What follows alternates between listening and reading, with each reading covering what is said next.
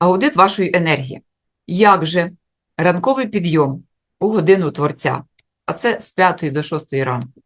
Чому? Тому що саме тоді ваші клітини отримують енергію природи, квантове паливо, а не токсичне навантаження. І це дуже важливо. Тому я розкрила секрети, як через тарілку активувати, щоб ваш мозок почав працювати по-іншому, давав вам ресурс, розуміння і енергію трудитися протягом дня, щоб ви бачили нові можливості, бачили вихід з різних ситуацій. Пам'ятайте, що з кожної ситуації мінімум 3 виходи є, але чи ви його бачите, чи не бачите, це вже інша річ. Тому вся покрокова інструкція вже є у записі ефіру. Обов'язково переходьте в нашу закриту групу. Вона знаходиться у шапці профіля, де ми все втілюємо у дію. Я Лена з роду Лисаченків.